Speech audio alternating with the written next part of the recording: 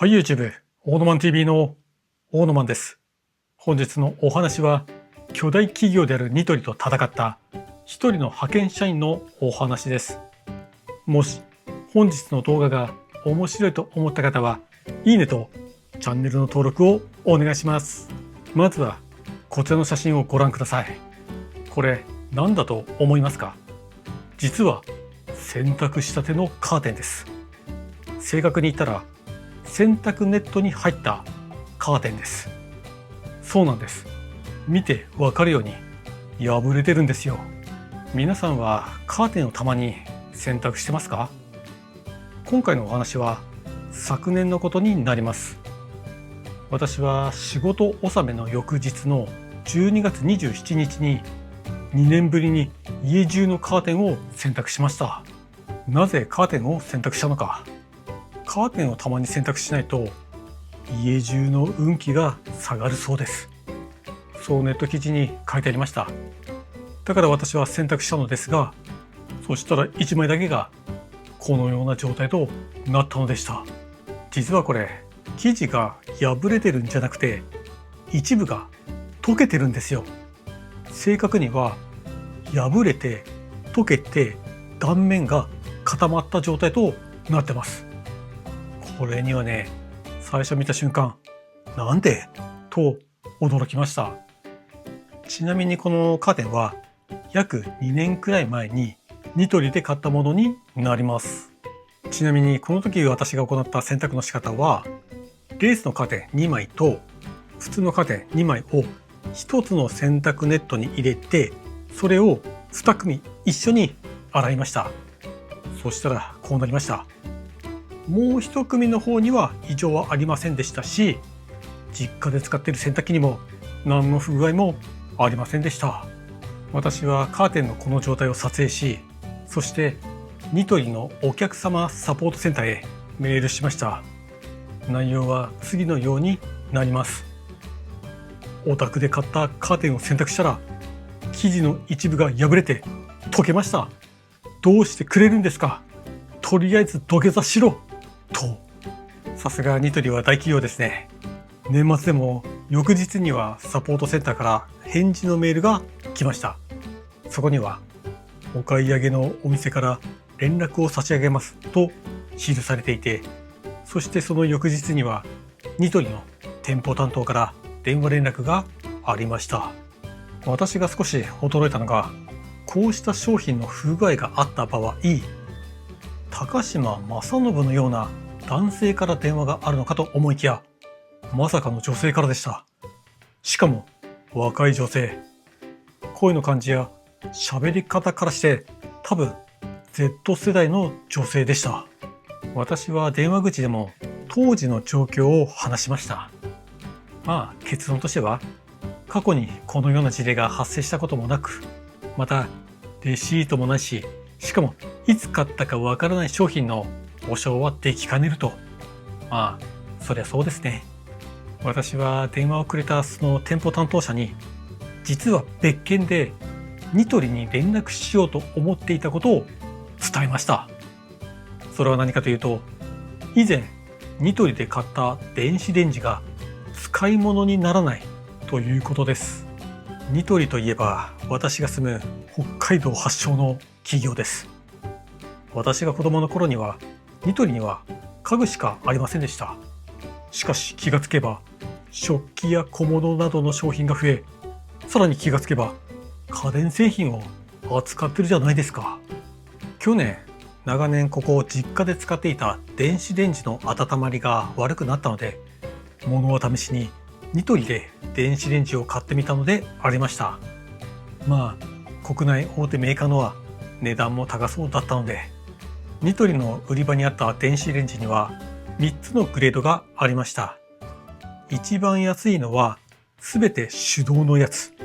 ワット数とか温め時間を自分で設定するタイプです。次に中間グレードのやつはオート機能が搭載されてます。温めたいものを選んでスタートボタンを押せば自動で温めてくれるタイプになります。そして最後の最上位モデルになるとオーブンがつきます。基本私は手の込んだ料理をするつもりはないので、その時私は中間グレードの電子レンジを購入しました。私はたまに炊飯器でご飯を炊きます。一度に5合炊いて、余った分はラップに小分けして冷凍保存します。そして食べる時には電子レンジで温めます。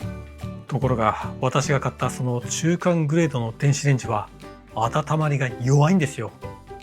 冷凍ご飯を選んでスタートして出来上がっても全然冷たいの。だからいつも私は手動で追加して温めてました。その頃の私の心境としては、まあニトリの家電だからこんなもんかと諦めムードでした。ところが12月のある日、私は外出した帰りにふらっとニトリに立ち寄り、何気なく家電コーナーを歩いてました。すると私の目に飛び込んできたのが、冷凍食品の真ん中冷えを解消しますと謳った電子レンジが売り場に並んでいたことです。もう私は絶句です。私がニトリで電子レンジを買ったのが去年の7月で、まだ半年も経ってないんですよ。それなのに冷凍食品の真ん中冷えを改良したモデルが売り場に並んでいたんですよ。多分ニトリとしては、私が使っている電子レンジを開発した段階で、この電子レンジ冷凍食品の真ん中温まんねえなと認識しておきながら普通に販売していたんですよ。きっともしかしたら私が買った時というのは、そのフルモデルチェンジの直前のタイミングだったのかもしれません。私が買った電子レンジの値段は15,900円。その後継モデルの値段は18,900円。わずか半年しか使ってないけど、毎回追加で温め直すのも手間だし、いっそ買い替えようかなと思ったりもしましたが、この時すでに翌月で私の派遣の仕事が終了することが決まってました。それなので本来ならば、この電子レンジがなんとかならないのかとニトリのお客様サポートにメールしようと思っていた矢先に、今回のカーテン溶ける事件が勃発したのであります。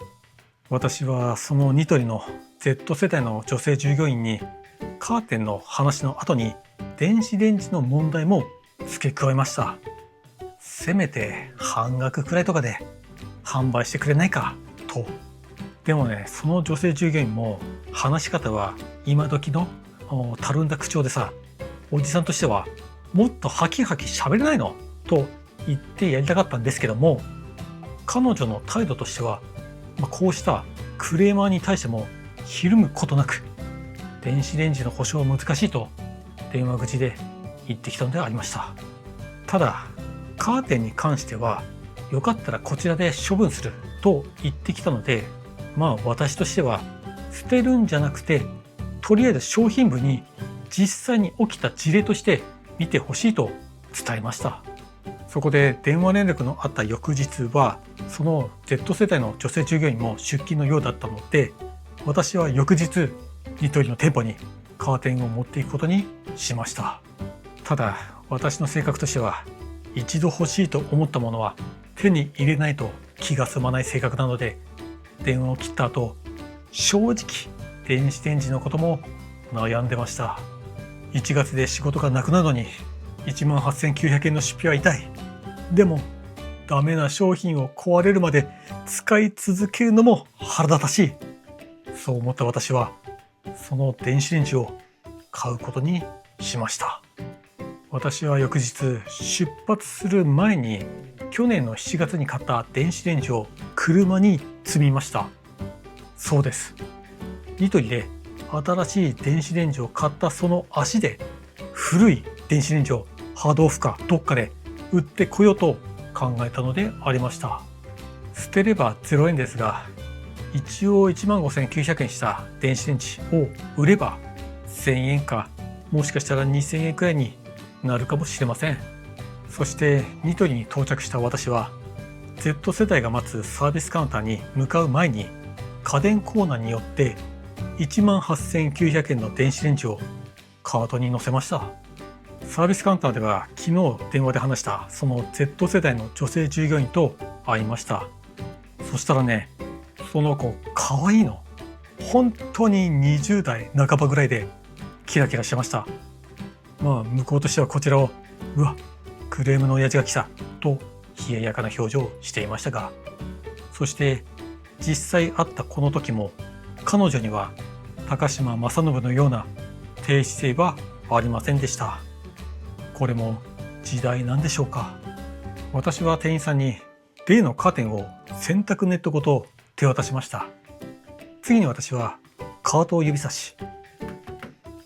やっぱり電子レンジ買ってくことにしたから早く会計してくれる？こっちはね忙しいんだよと私はその店員さんに告げました。するとその Z 世代の可愛い店員さんは次のように言ってきたのでありました。本来なら商品を2週間お預かりして工場で調べるところなのですが、ただいま年末のため店内で数分間調べた後、差額3000円をお支払いしていただけたら新しい電子レンジと交換しますと。ぶっちゃけ今回の件は別に古い電子レンジが故障しているとかではなくて、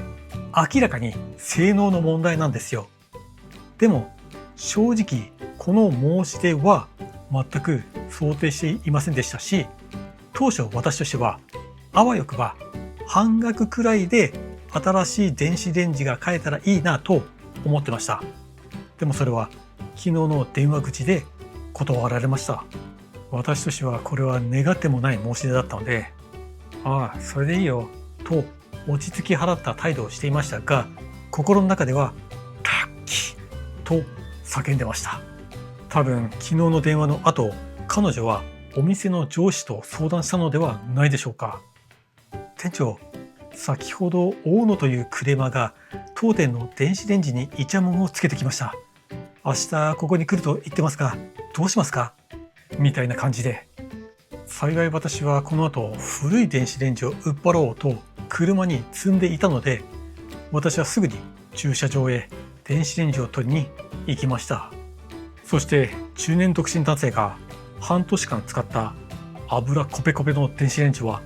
わずか3000円で新しい電子レンジに交換することができたのでありました。この動画を見た中年独身男性の皆さんが半年間使った電子レンジを買ったニトリへ持って行って交換を申し出ても対応してくれませんので気をつけてください。私の場合は洗濯したカーテンの生地が溶けたという問題があったから今回の私のクレームが通っただけですからご注意ください。ところで肝心の新しい電子レンジの冷凍食品の温め能力はどうなのかと申し上げますと、前よりかは格段に良いです。ただ一つ付け加えますと、これらの電子レンジはメイドインチャイナでした。だからなんですよ。なので皆さんも家電製品を買うときは価格と性能と生産国を気にしてはいかがでしょうか。ということで本日の動画は以上です。もしこんなニトリにクレームを入れる派遣社員に興味のある方はぜひチャンネルの登録をお願いします。それでは皆さん、バイバイ。